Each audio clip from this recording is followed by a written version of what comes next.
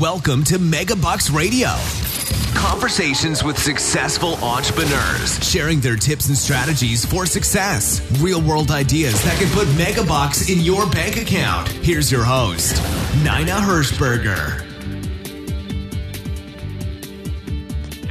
Well, hello. Today is 4th of July, which, my special guest that I got on today, when we kind of laughed at it when we both realized we were scheduling on the 4th of July.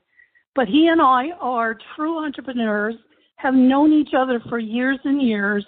I have a tremendous amount of respect. And so we said, we're going to go with it. So today I want to welcome to the show Mitch Carson. Mitch, it is so much a pleasure to have you on today's show. Well, I'm glad to be here, Nina, and to celebrate our nation's independence on this day. But as you mentioned, as a fellow entrepreneur, we work no matter what. We can't shut our brains off. That's what I always say. So I want to give a little bit of background for Mitch. I mean, we could go on and on and on, but how many years did you spend over in Asia, did you say, Mitch? 13 years. Yeah. And so he's mentored some of the best of the best. So, you think CEOs, speakers, authors, consultants, and he's hung around some pretty international, notable kind of clients like Mark Victor Hansen and Tony Robbins, and, it could go on and on. Dan Kennedy world is where Mitch and I actually met. But the thing that I think is so amazing about Mitch, and that's what we're going to talk about today, is how he can take any business owner and brand them almost instantly within just a couple of days by being interviewed on network TV, and he guarantees that he can do that. So welcome, Mitch, to today's show. I'm excited to get started. So let's go back in time. I always like to do this with my guests. And we could jump right into the subject. But tell me, how in the world did you become an entrepreneur? What's your background? Where did you get started? Entrepreneurship was spawned originally before I went to corporate America. So I started out working as a door-to-door salesman of promotional products when I was going to college at the University of Southern California. That was my first work for myself job. I used to sell T-shirts and cups that were plastic cups for the fraternities and sororities. And then I ended up getting so busy doing that. It was a part-time job going sorority house, fraternity house, door to door, saying, hey, I want to make your shirts for your upcoming event. Oh, sure, dude. And then I would give them a price, show them the shirt, and come back with Hanes beefy tees that were to their order, and it was a cash-based business, and it was part-time. And before I knew it, within 2 years, I had $1 million business. And this was all during my part-time work in college. And then I had 7 employees because I couldn't handle the work, and then it spilled over into the record industry because I grew up in L.A., specifically in the Hollywood area. So we were handling clients like Capitol Records, Virgin Records, CBS, and then it just grew and grew. And then more and more corporate clients, but it all started out of college going and knocking on doors. Well, that's interesting because, that most of us did that door-to-door kind of thing. I don't think young entrepreneurs get that experience anymore, do they? No, they do email to email or text to text. No, you had to get the rejection right to your face instantly. There was either gratification or rejection. So it was G or R. You found out exactly where you stood. Hey, Peggy, want to dance? No, or yes, let's go. You knew immediately on the dance floor of life. And that was door-to-door sales. And you probably knew how to, you refined it very quickly, the kind of thing that you could say. My son actually was out of college, was a ballroom dance instructor for 4 years. And in seconds, you have to connect with somebody. And so that's what you did on the door-to-door kind of thing. In fact, I think when I first met you, I thought of you as being the lumpy mail kind of guy. You did a lot of direct mail, and you had things that people would put into the envelopes to catch attention when the mail came through. Yes, I wrote a book called The Silent Salesman on that topic of dimensional mail, and that was a great period of my life. I owned a trade show display company as well as a promotional products agency, and then we evolved into a traditional ad agency where we handled all that. And probably you might know, or maybe you didn't know, I used to mail Dan's newsletter for him. So I had his list of people that I would mail, and then I created the bobblehead doll for him some years ago, and I loved the direct mail industry. And then in 2006, I sold it to Halo Branded Solutions, and then moved on to speaking internationally. And I grew my brand. I went in a different direction. It was a great background. It's funny. I did not know that story about the bobblehead. If this were a video podcast, I could show you that Dan's bobblehead sitting on that bowl is right here on my desk. Perfect Mine is still condition. Here. Well, that's great. I didn't know that. So you sold your company in 2006 and you headed to Asia.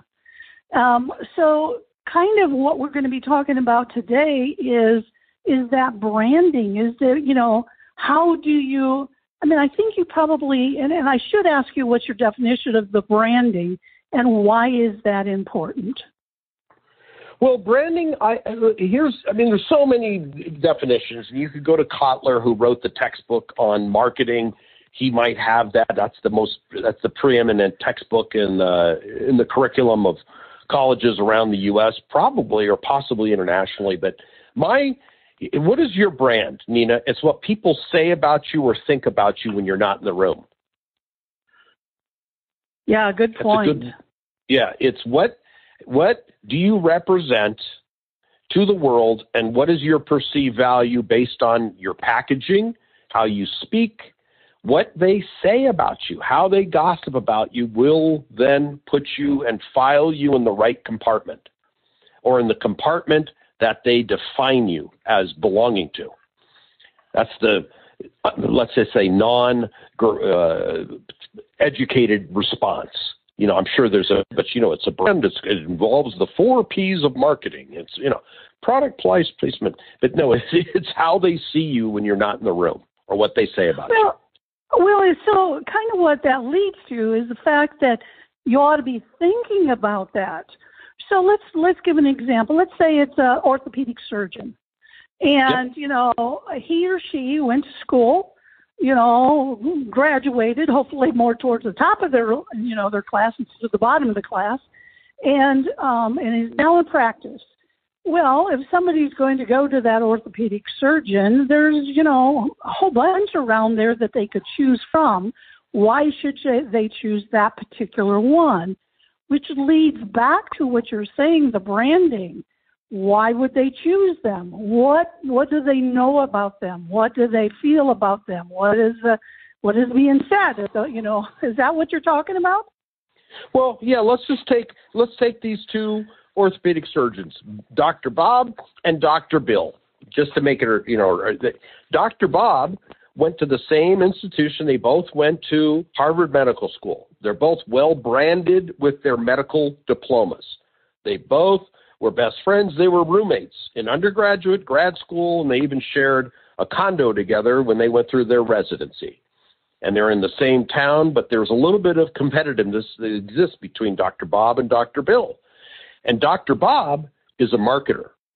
Dr. Bill is a straight practitioner. Who do you think makes more money? The one that took the time to write press releases. He also wrote a book on the friendly way to correct your body through orthopedic surgery.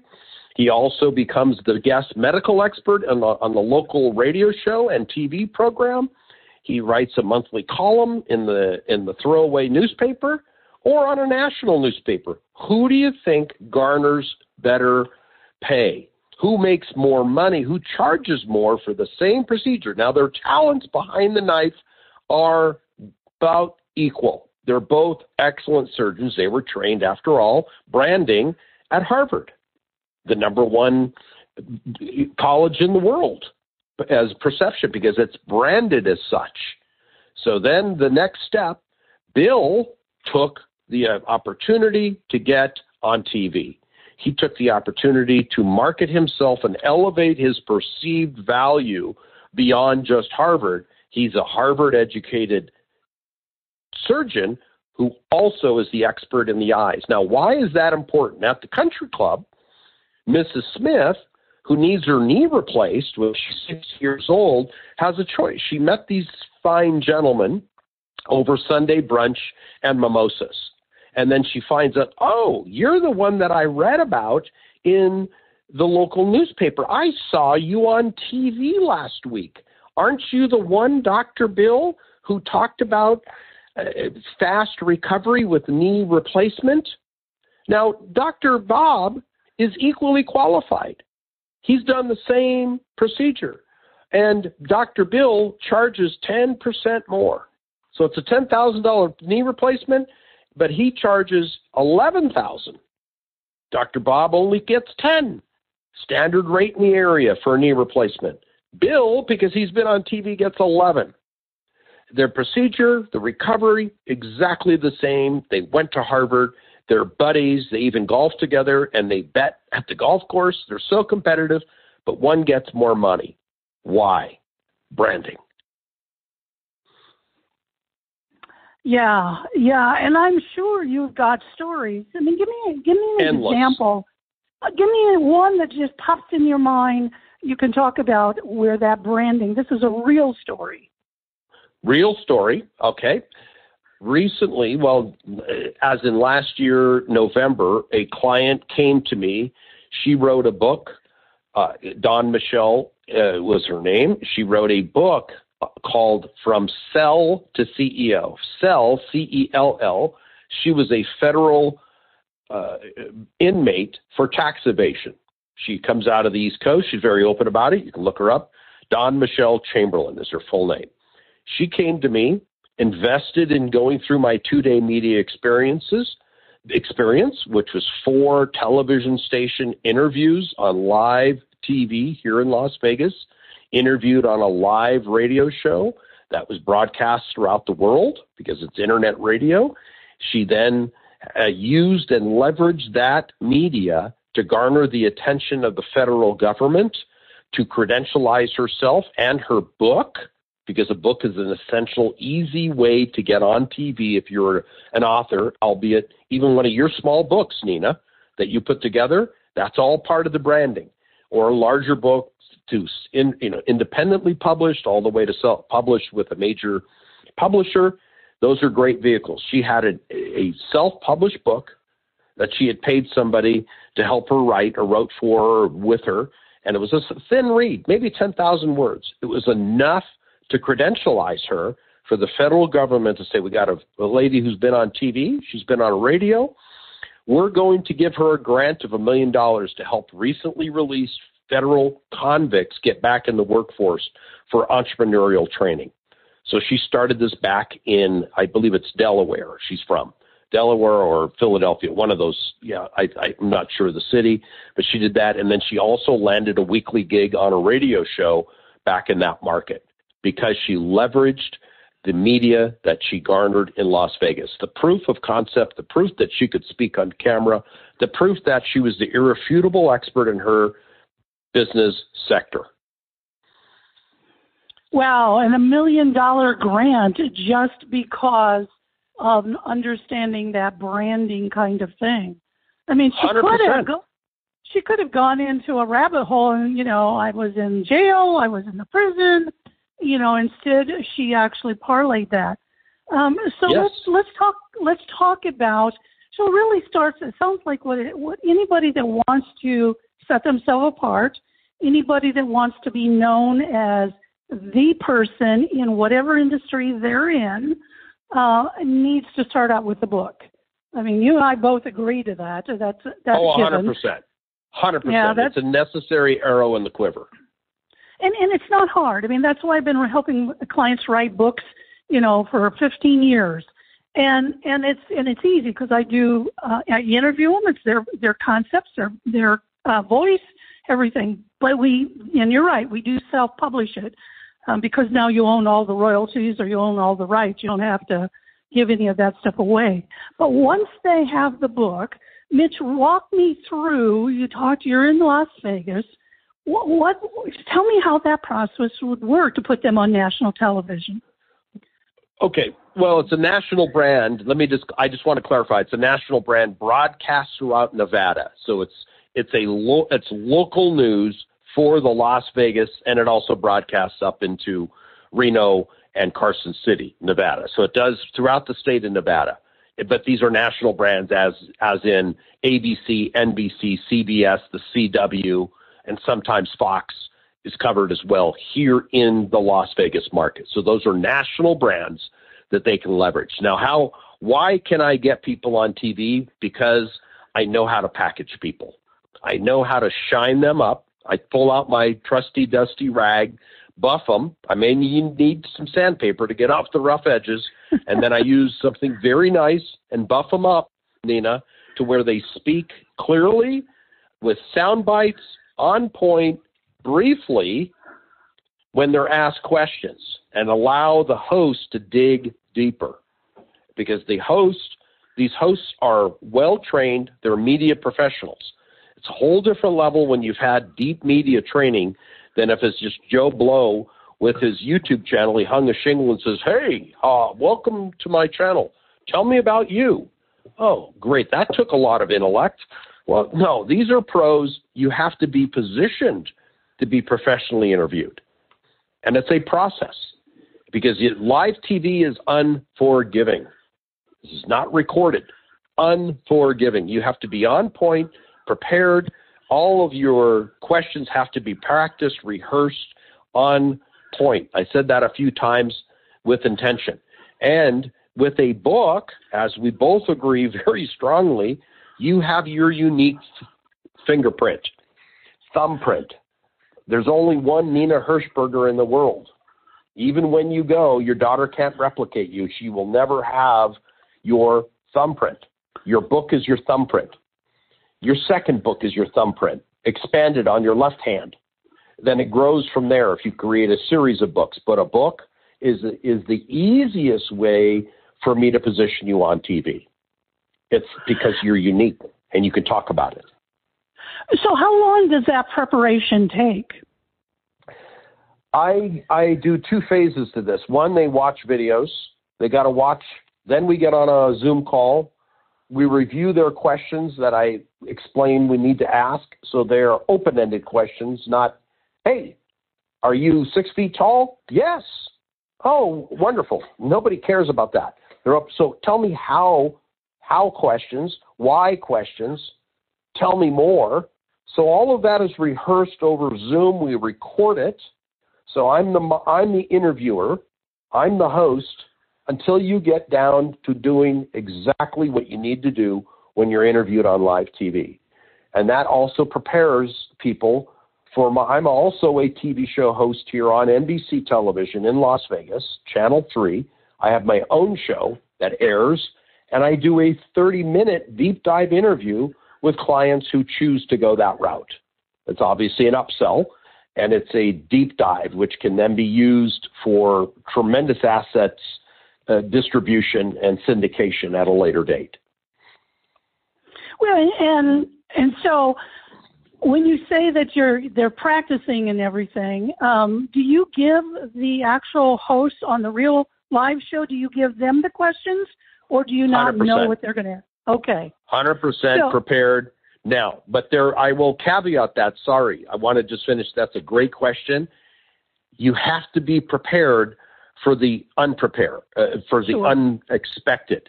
So there are examples where the host might rephrase what you gave them. And that's why practice is so important, because the day of the interviews, we review it again. Practice meets perfection. Well, it sounds like you must go with the person who's going to be interviewed. You go into the studio with them that day? 100%. Take them to the different studios, to the shows. I'm there prepared. I take photos of them while they're on set with one camera, and another camera is another video for B-roll footage. So it's a comprehensive branding experience all done in 2 days. All done Wow. in 2 days. Yes. So There's no waiting to go to Podunk. You do it all in 2 days. And the gal that you were just telling us a story about that was in the cell was in prison. So she had a book, and then she went through this process of the branding on the network. And so when she submitted for the grant money, I should back up. So you've talked about the B-roll, you talked about the video. So at the end, you give them what I would call a sizzle reel. I don't know if that's what you're calling it. It's exactly what it is. Okay. Yes. So when she submitted for the grant money, she talked about her book, and she must have sent them to the sizzle reel. Do you know anything backstory about how that worked? Yes, exactly. I do. Of course, she asked me to be part of it. It just wasn't my game, to help. That's her specialty. She wanted me to help with some aspects of it, but I was busy. I do what I do. What she did was she had heard about opportunities in our government with grants, and she looked into it. And how do you separate yourself from anybody else that's chasing that grant money? She's a published author, and she's also been on network television multiple times. And she's been on a radio show. She was on 2 radio shows here in Vegas. So she went from one studio to the next, all done in 2 days, and all the footage to back it up. So she was the expert, and that pushed her over the top compared to the other applicants. So that's why I went back to the example of the orthopedic surgeons that you brought up. Who went the extra mile? There's a plus of difference between the A student and the A plus student, the ones that take AP courses and the ones that just get by with a 4.0. My training pushes them to 4.5 grade point average. You are an outstanding student. You stand out irrefutably compared to the person. There's the average, there's the expected, and then there's the extraordinary. Have you written 1 book? Have you written 2 books? Are you a book author series writer? Again, another level. We spoke about Dan. Dan's written, 30, 40 books. Prolific. Who can argue that he isn't an expert? Simply, even if he was a dunce, which he's not, but if he were a dunce and he'd written all those books, who could say that the guy wasn't brilliant? He's written 30 books. This lady that went to the federal penitentiary, how can she not be an expert? She's written a book. Her face is on the cover of the book. She's been covered on 4 television networks and 2 radio shows. And she was on my show for 30 minutes. Who can argue that this lady isn't anything but the number 1 person in her category? So when they granted that money, she was on the top of the pile. So, Mitch, do you think this is a one and done, or do you recommend that your authors do this every number of years? I would recommend, if I were to prescribe the path forward, people ask me, like I have clients that have been on television here, and they say, I want to do television in my hometown now. I say, great. You've cut your teeth here. You're branded. If you can get a spot, say I have a client in Tampa. She is on a weekly show called Bloom TV in Tampa, which is part of the CBS network there in Tampa, Florida, every week. She's a chiropractor, but she's the medical expert, talking about diet, nutrition, functional medicine, all of this, and she's a chiropractor. But she's on TV every week. Who wouldn't want to be the guest expert on a live TV show every single week? Well, she had to start somewhere, didn't she? It's a great springboard to more media. And more media. I would never say no to an interview. So the point is, she probably got it because they watched her, how she performed in Las Vegas on those 4 shows. Correct. And they said, okay, yeah. Otherwise, they're an unknown, and you wouldn't know. I mean, would it be a bad interview? Would it be whatever? So, yeah. Well, that's awesome. Yeah, because the ideal I mean, I think we will both agree New York is the number one media market in the world. If you can get on Good Morning America or one of those talk shows in New York, you're done. I mean, there isn't any higher. You've reached Mount Everest. You've reached the top. If you get on a show in New York, can you imagine having a weekly expert being on a New York show? Or if you're on CNN out of Atlanta every week being covered? Wow. But they're not going to put somebody with no exposure, no experience, no guarantee of not flopping. That's like when hell freezes over. It will never happen unless you can prove that you are worthy. I make people worthy. Okay, so let's bring it all back around. Let's bring it back to that orthopedic surgeon, because let's say he doesn't or she doesn't want or take the time to be on your local television all the time. But they do want to use those assets so that when somebody is looking for which surgeon to use, they become the choice. So 100%. That's primarily what most of these people are doing with the assets you're helping them create. Is that true? Correct. 100%. Yeah, they'll never be on TV unless they go out and make themselves available. I mean, some do, and some like the experience, but it's enough for most people, the investment. It's already proof. So what do they do with that? Do they just put a link on their website? Tell me what they do with it afterwards.